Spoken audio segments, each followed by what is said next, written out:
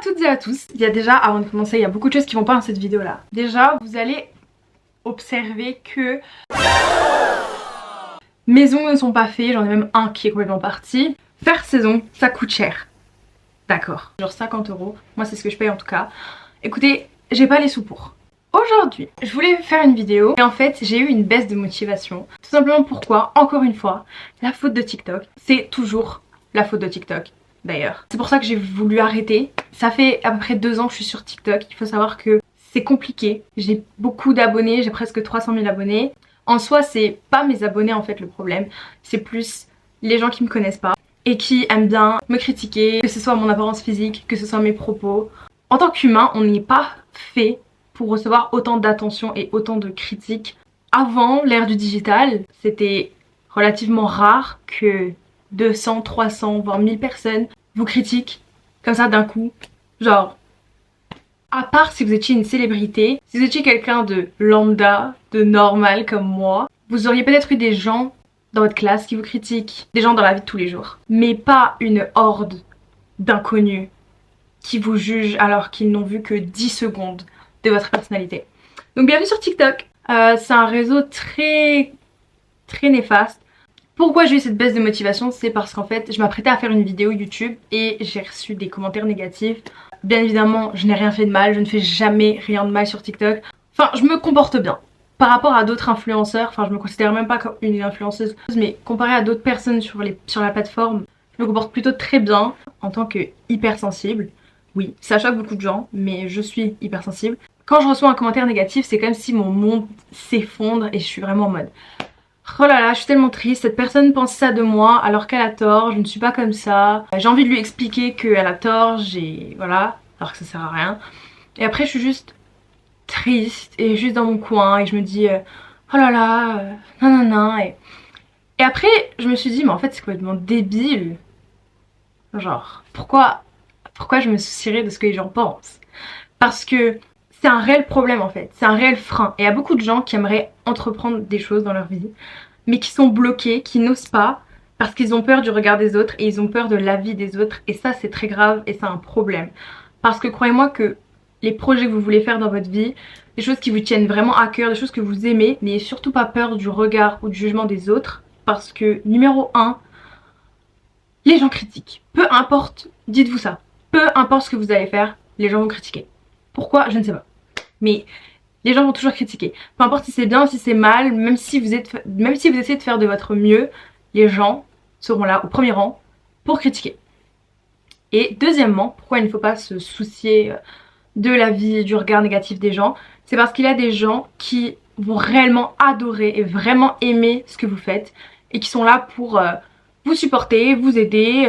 C'est comme par exemple le contenu que je fais, il y a des gens qui disent mais c'est nul ce que tu fais, enfin genre ça intéresse personne.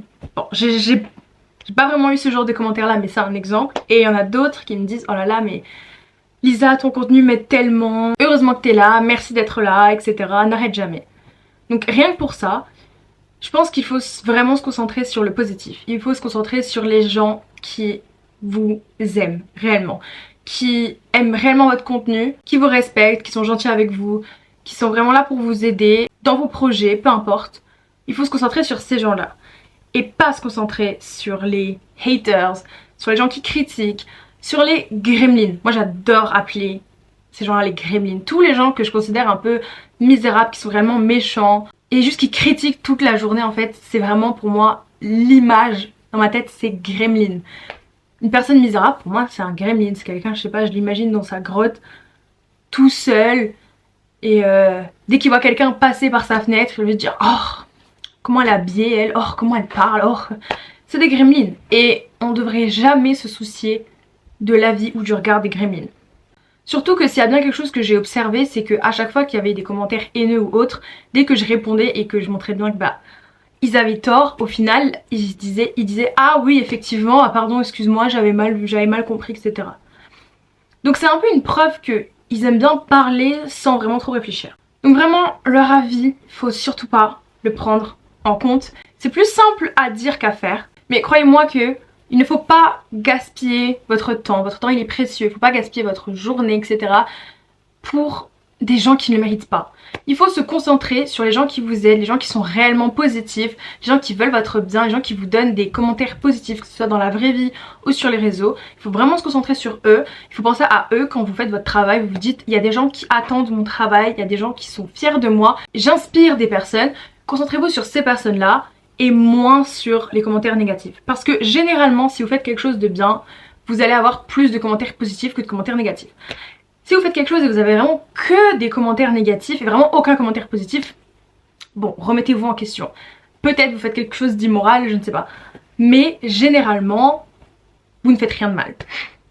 Combien de fois j'ai vu des filles par exemple sur les réseaux montrer leur routine sport, elles sont très contentes de montrer leur routine sport et vous allez avoir des garçons dans les commentaires qui disent mais tu soulèves rien, t'es juste là pour montrer ton corps, etc. Alors que bien évidemment sur la vidéo on voit bien que la fille n'est pas du tout là pour montrer son corps ou autre, mais elle est fière de montrer ce qu'elle fait et à aucun moment elle ne mérite d'avoir des commentaires négatifs.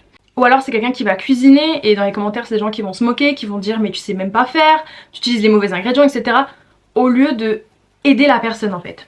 Donc maintenant il faut bien faire la différence entre une critique constructive et un commentaire de méchanceté gratuite. Il y a vraiment une grande distinction à faire, la différence est énorme. Moi j'adore les critiques constructives. Quand on prend mon contenu ou ce que je dis et qu'on m'explique vraiment A, B, C, ce qui va pas, comment je peux m'améliorer et un petit message, conseil d'encouragement. Là on voit que c'est quelqu'un qui n'est pas d'accord avec ce que je fais mais qui me donne quand même un conseil et une parole d'encouragement. Alors que la méchanceté gratuite c'est quelque chose qui va s'attaquer directement à votre physique ou à vos paroles et généralement c'est très cash, c'est très direct et c'est aussi généralement grossier. Il y a toujours généralement un gros mot ou quelque chose dans le commentaire. Donc les critiques constructives sont à prendre, il ne faut pas être trop sensible non plus. C'est pas parce que quelqu'un va vous dire oh j'aime pas trop ce que tu fais etc qu'il faut tout de suite se braquer et dire oh là là ça c'est un hater, c'est un gremlin. Non, pas forcément. Il y a critique constructive et il y a commentaire de méchanceté gratuite. Après c'est à vous de repérer la différence. Je vous ai donné un exemple mais c'est assez relativement simple à comprendre. Un truc aussi qui m'aide c'est à me dire cette personne-là qui me critique, est-ce que cette personne-là m'inspire? Est-ce que j'ai envie de devenir comme cette personne-là? Si la réponse est non, eh bien alors pourquoi je prends en compte ces critiques? Pourquoi ces critiques m'atteignent? Pourquoi ces critiques me font du mal alors que cette personne-là ne m'inspire en aucun cas? Et à aucun moment j'ai envie d'être comme elle et à aucun moment ses actions et ses paroles m'inspirent. Si je reçois une critique de quelqu'un qui m'inspire, quelqu'un que j'admire, ça va être différent. Je vais me dire ah ok peut-être que oui il faut que je me remette en question. Mais la plupart du temps les commentaires haineux, la méchanceté gratuite, c'est par des gens très misérables, qui sont généralement seuls, qui sont très jaloux et qui n'ont pas du tout confiance en eux. Ce sont vraiment les personnes les plus dangereuses. Les personnes qui n'ont pas confiance en eux, qui sont jaloux très facilement, en fait projeter sur vous toute leur insécurité, tout leur manque de confiance, ils vont le projeter sur vous. Ils vont vous voir faire quelque chose et ils vont être jaloux. Ils vont se dire j'aimerais tellement faire ce que elle ou lui fait. Donc je vais lui donner un commentaire haineux. Je vais lui dire ah alors que dans le fond cette personne là vous admire. Le problème c'est qu'il y a beaucoup de gens qui au lieu de vous admirer et au lieu de prendre inspiration, eh ben ils vous jalousent. Et ça c'est très mauvais, c'est une très mauvaise mentalité. Au lieu d'être jaloux de quelqu'un, il faut juste être inspiré de la personne et se dire oh ben moi aussi je peux être comme elle. Si cette personne là est comme ça, vit comme ça, pourquoi moi non? On voit tellement d'histoires de gens qui changent, qui passent d'un point à un autre, qui bouleversent complètement leur vie, leur façon de penser, leurs valeurs. Donc c'est possible, un grand changement est possible. N'ayez pas peur, c'est pas parce que vous voyez quelqu'un réussir que vous devez vous dire ah ben jamais je pourrais faire comme lui. Bah non. Cette phrase là je me le répète souvent, c'est vraiment si eux ont réussi, pourquoi moi je ne peux pas réussir?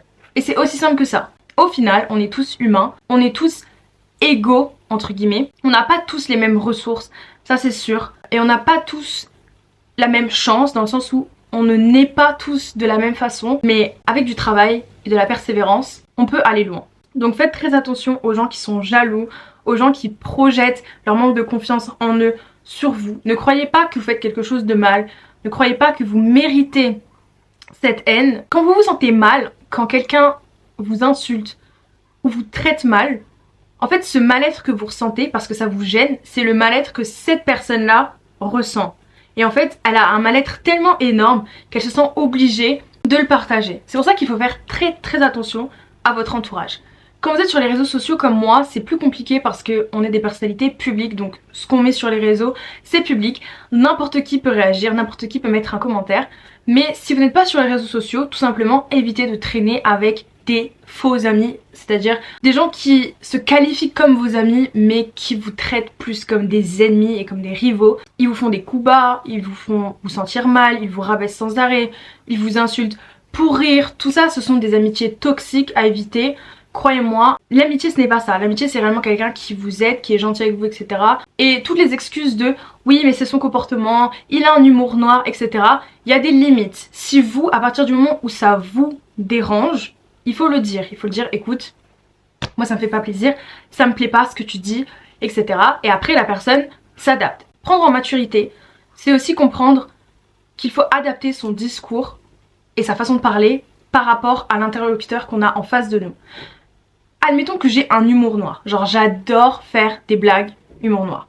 Si en face de moi j'ai quelqu'un qui adore aussi faire des blagues à l'humour noir, bah c'est génial, c'est parfait, on va bien s'amuser. Si par contre j'ai en face de moi quelqu'un qui est très sensible et qui déteste l'humour noir, eh bien je ne vais pas faire de blagues d'humour noir, tout simplement. Et ça c'est pas être faux ou changer d'identité, non, c'est juste pouvoir être mature et s'adapter à l'interlocuteur qu'on a en face de nous. Et ça c'est très important. Une fois que vous avez compris ça, vous avez compris beaucoup de choses. Donc croyez-moi que si vous discutez avec la personne qui vous dérange et vous lui dites écoute, ton comportement me dérange un petit peu, est-ce que tu pourrais changer, etc. Croyez-moi que si la personne vous aime réellement et tient réellement à vous, elle va changer pour vous. Ce conseil, il vaut aussi bien évidemment pour la famille. C'est vraiment pour tout votre entourage. C'est pas parce qu'un membre de votre famille est un adulte, il est plus grand ou autre qui peut vous manquer de respect. Sachez que vous méritez de poser des limites sur des comportements. Vous êtes libre. Après, c'est à vous aussi de vous protéger. Ne prenez pas tout à cœur, ne soyez pas trop sensible, essayez de prendre du recul, essayez de comprendre pourquoi cette personne dit ça. Mais si vous voyez que c'est un comportement qui tourne plus à l'harcèlement et qui est vraiment purement blessant, n'hésitez surtout pas à parler, à dire quelque chose. Et c'est en faisant ça que vous allez voir si la personne en face de vous tient réellement à vous ou pas. C'est-à-dire que si elle tient réellement à vous, elle va améliorer son discours, elle va un petit peu changer, elle va être plus douce, plus gentille envers vous. Par contre, si aussi la personne est immature, elle ne va pas changer son comportement parce qu'elle ne va pas comprendre le problème. Donc ça, c'est aussi autre chose. Donc si vous faites face à un cas où la personne ne va tout simplement pas changer, soit parce qu'elle est immature, soit parce qu'elle ne tient pas à vous, et bien c'est à vous de vous protéger, c'est à vous de vous éloigner, ou c'est à vous de moins discuter avec cette personne, de moins passer de temps avec elle. Maintenant, je le redis, si vous êtes sur les réseaux, etc., il faut vous protéger encore plus. Des critiques, vous en allez avoir tous les jours, sans cesse, tout le temps. Il faut juste les ignorer. Il y a des critiques qu'il faut purement ignorer tout simplement, d'autres à apprendre qui peuvent vous permettre d'améliorer votre contenu, donc ça c'est plutôt des critiques positives. Mais tout ce qui est commentaires haineux, que ce soit sur votre physique, sur votre façon de parler, etc., ne prenez surtout pas ça en compte. L'avis des gens au final est subjectif, chacun est différent, chacun a des valeurs différentes, chacun a des pensées différentes. Il y a une raison derrière pourquoi ils disent ça, ils ont eu un vécu différent, une enfance différente, une éducation différente.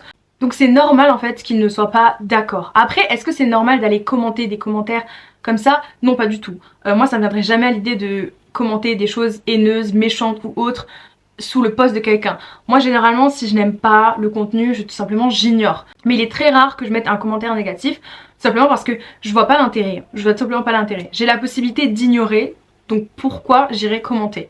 Donc mettez-vous aussi en tête que ces gens qui commentent des choses négatives n'ont généralement que ça à faire.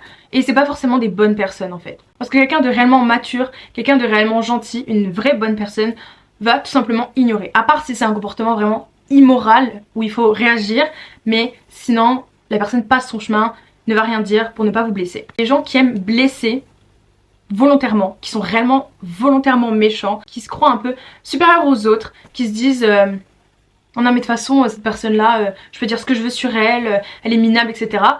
Croyez-moi que ces gens-là sont aussi misérables. Ces gens-là qui se croient supérieurs, etc. sont tout aussi misérables que les autres. Avoir un complexe de supériorité n'est pas du tout quelque chose de bien. C'est vraiment tout l'inverse. C'est pas du tout attirant. Une personne charmante, qui est réellement gentille, qui est là pour aider les autres, qui connaît sa valeur, qui sait aussi poser ses limites et qui sait être ferme si besoin. Ça, c'est vraiment quelqu'un d'admirable. Mais les personnes qui pensent qu'elles peuvent juger parce qu'elles se pensent supérieures, elles font partie des gens que je mets dans la case gremlin. Personne n'est supérieur, tout le monde est différent. Oui, il y a des comportements des fois aberrants, choquants, qu'on peut voir, on peut être témoin et on se dit mais c'est pas possible d'être comme ça. Mais à aucun moment, il faut se sentir supérieur au point de rabaisser la personne et de la critiquer. On ne peut pas juger.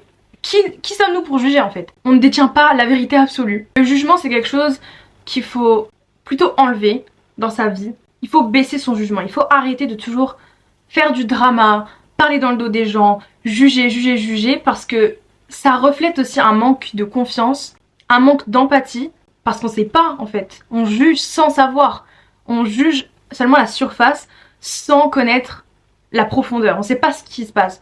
Il y a des gens, ils font des actions, ils font des choses, ils disent des choses parce qu'ils ont un vécu. Donc c'est pour ça, il ne faut pas juger. Il faut plus être attentif et essayer de comprendre et observer pourquoi cette personne agit comme ça.